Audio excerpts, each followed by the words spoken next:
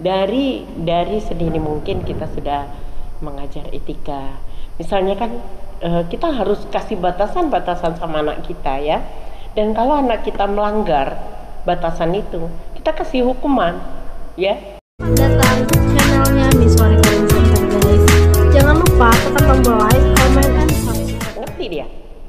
Kucing saya kasih batasan, kamu tidak boleh naik ya. Berak harus di sana. Kalau kamu dia berak sembarangan, dia pipis sembarangan, saya pukul dia. Itu yang dipukul nih. Kalau gini lagi, dia tahu itu batasan. Berarti dia nggak boleh naik gitu. Apalagi manusia kan gitu. Jadi misalnya kita ajak anak kita bermain ke rumah teman kita, ke rumah keluarga kita. Nah, jadi anak-anak kita harus kita ajar tertib. Kamu kalau ke sana nanti nak duduknya yang manis, boleh main-main tapi jangan memberantakin. Ya, datang ke tempat orang, kakinya nginjak-nginjak, lompat-lompat, sudah itu ada makanan ditabur-taburin gitu, ada kue diiniin, dimakan, dilepasin, lepasin. Oh, itu nggak boleh. No, nggak boleh gitu. Ya, harus tertib kalau ke tempat orang kayak gitu. Udah tuh sampai rumah orang, buka kulkas orang, buka ini, lari ke sana, lari ke sini gitu. Itu nggak boleh gitu. Jadi kita harus kasih pengertian sama anak-anak kita. Kita kalau di tempat orang kita nggak boleh begitu. Kalau mau begitu di rumah gitu ya. Nah, jadi jangan sampai kita ke tempat orang itu orang tuh nggak mau menerima kita, merasa keberatan menerima kita. Yang ada ya anak teman yang tidak suka kayak gitu. Jadi males yang kalau dia datang berbagai alasan yang bilang, nanti nggak ini, saya mau kesini. Padahal apa? Saya nggak suka lihat anaknya. Nah kayak gitu. Jadi kita harus ajar anak kita untuk beretika. Jadi kalau misalnya kita bawa anak kita salam, ayo nak salam nak, jangan kita aja yang salam, anak kita nggak suruh salam.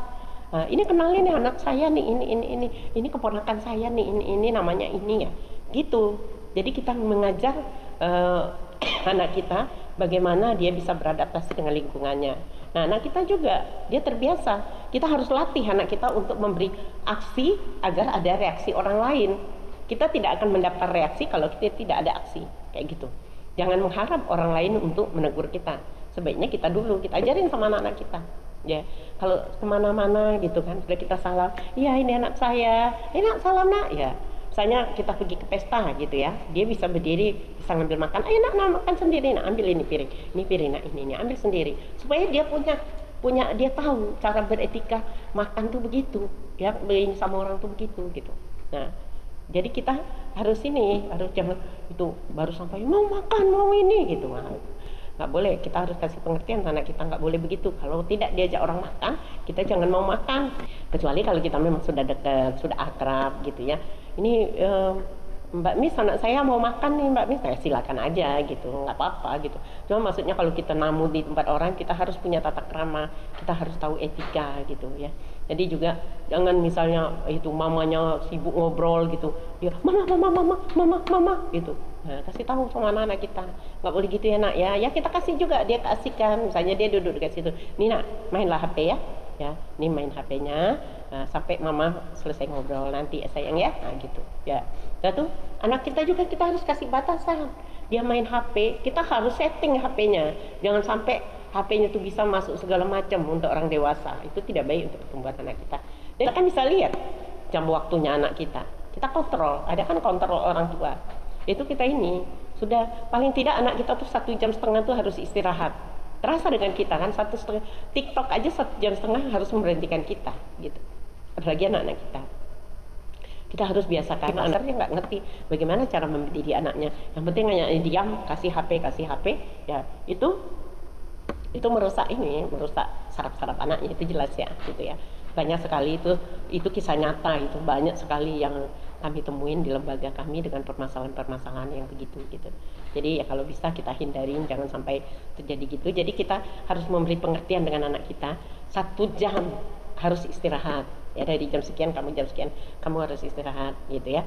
Bukan mama nggak boleh, nanti kalau buta gimana, kalau jadi nggak bisa konsentrasi lagi gimana. Nah, jadi kita harus kasih pengertian, ayo main dulu nak biar bisa bersosial dengan yang lain. Pemirsa, kita juga harus mengajarin anak kita sikap untuk memuliakan orang yang lebih tua ya gitu. Jadi mereka terbiasa gitu.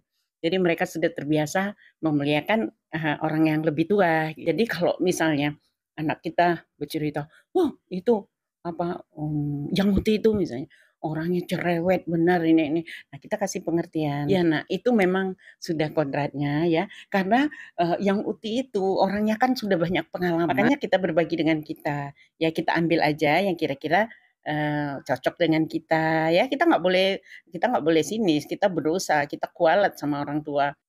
Guys, sejak dini juga kita sudah ini ya, sudah membiasakan anak kita dengan disiplin dan dia tetap kreatif gitu. Dan kita biarkan anak kita main ya, main, silakan main, bongkar semua mainan, berantakinlah semuanya gitu. Tapi setelah itu kita juga harus mengajar anak-anak kita merapikan kembali main-mainannya gitu.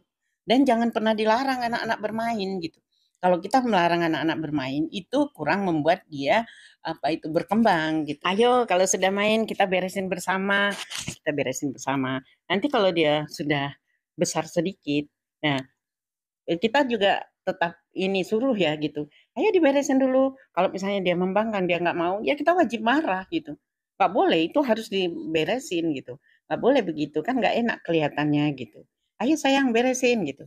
Tapi ya berusaha kita selalu dengan kelembutan ya gitu. Jangan pernah dengan kekerasan. Tapi kita juga punya ancaman. Misalnya kalau ada yang nggak mau beresin itu lagi, yang itu, bunda nggak boleh itu main lagi gitu. Biar aja itunya disimpan aja mainannya gitu. Jadi dia takut nanti kalau nggak diberesin nggak disuruh main lagi gitu. Dan jangan lupa kalau dia sudah melakukan hal yang baik kita harus puji. Anak bunda udah beresin gitu lah. Jadi dia terbiasa ya dengan etika yang begitu. Habis main harus diberesin, rumah harus dirapiin, apa yang terlihat tuh jadi indah gitu. Jadi dia tidak selodeh aja, dia tidak jadi orang yang berantakan. Guys, yang utama kita tanamkan ke anak-anak kita ya, guys gitu, bahwa pentingnya kita melakukan ibadah, pentingnya kita melakukan sholat wajib gitu. Karena bagaimanapun keharusan itu adalah tanggung jawab hidup kita gitu. Agar hal itu menjadi terbiasa dilakukan dalam kehidupan kita. Dan tanamkan sama anak-anak, senakal-nakal kamu nak, jangan tinggalkan sholat. Karena sholat itulah yang nanti akan meluruskan jalan hidupmu. Ya sedini mungkin ya, kita sudah menanam dengan anak-anak kita etika-etika apa yang boleh dan apa yang tidak boleh kita lakukan dalam kita hidup bersosial, dalam kita bergaul gitu, dan kita menanggapi pembicaraan orang. Jadi sejak kecil dia sudah tertanam. Akhirnya dia sudah terbiasa dengan itu, dia sudah biasa melakukan hal-hal yang boleh dan yang tidak boleh dalam kehidupan sehari-hari. Dan dia akan menjadi orang yang luwes gitu. Orang yang tidak kagok, orang yang tidak kaku. Karena dia tahu apa yang dia lakukan itu adalah hal yang sudah dia ketahuin bahwa itu benar dan itu tidak benar. Walaupun kadang-kadang kita ditanggapin berbagai macam orang dari versinya masing-masing, tapi kita tetap kuat, kita bisa menjadi orang yang tangguh gitu. Karena kita tahu itu adalah kebenaran gitu. Terima kasih sudah menonton video saya ini.